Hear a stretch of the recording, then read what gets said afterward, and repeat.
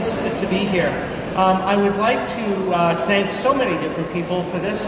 First, Todd Snobble for your leadership of the Pennsylvania Commission for LGBTQ Affairs and bringing forth this very important initiative. Thank you to the Pennsylvania LGBT History Project and the LGBT Center of Central Pennsylvania for sponsoring this. Most of all, of course, we thank Governor Wolf. I have the best job because I have the best boss. And Governor Wolf is really such a strong ally for the LGBTQ community, and it's just so important the work that he has done in his leadership. I'd like to thank other members of the LGBTQ Commission, the Chair, Ann Wakabayashi, and Vice Chairs Tyler Titus, Shashan Dial, and Chair Ann and Shashan Dial, and Carlisle Mayor Tim Scott as well. I'd like to thank I'm not sure if there are any state representatives here or other public officials, but thank you. Jason Landau Goodman, I know, has worked tirelessly in terms of this initiative. I'd like to highlight two other people. One is Ted Martin, the previous Director of Equality Pennsylvania, who worked for many years on this initiative. And I'd like to highlight Janine Rusham.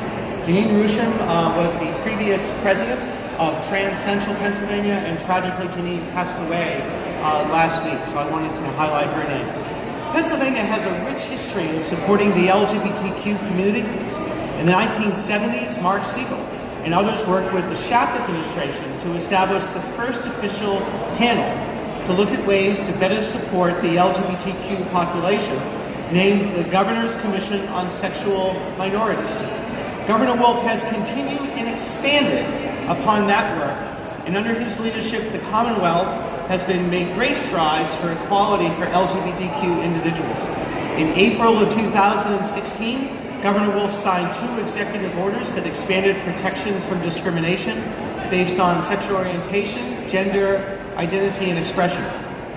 In July 2016, the governor announced that the administration would formally recognize LGBTQ-owned businesses as small, diverse businesses, increasing their inclusion in state contracting.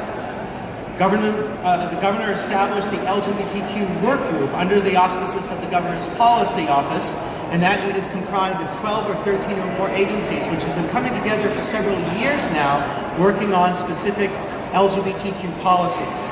Our work has been informed by community organizations such as the Pennsylvania Youth Congress, Trans Central PA, the LGBTQ Elder Initiative, and Equality PA, as well as the Bradbury 7 LGBTQ Community Center and others. The group has had a number of successes. Some include upgrading the policy for transgender individuals to change their gender on their birth certificate, Medicaid coverage for gender affirmation treatment, working with the Pennsylvania Department of Education on issues for LGBTQ students, particularly transgender students, work with the Pennsylvania Department of Corrections in terms of their rape prevention policy, and working with the Office of Administration for a written policy to protect LGBTQ employees. So we're very proud of the work that this work group has done, but we have more work to do. Currently, as has been noted, Pennsylvania is the only state in the Northeast without comprehensive non-discrimination legislation that protects individuals from discrimination based upon sexual orientation, gender identity, or expression. So I am known in many circles as the Secretary of Health. I am a proud, open, transgender individual, and in many places in Pennsylvania, I can be denied a job or an apartment or housing because of my gender identity and expression. That is simply unacceptable. The Pennsylvania Fairness Act is bipartisan legislation that would extend non-discrimination provisions to the LGBTQ community. It is so important to have protections for our fellow Pennsylvanians that are in harm's way.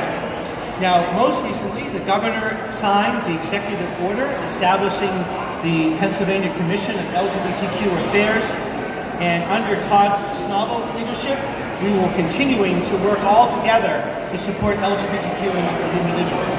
I think one thing that's absolutely critical to remember is that LGBTQ rights are human rights, and we have to expand non-discrimination throughout Pennsylvania. Thank you very much.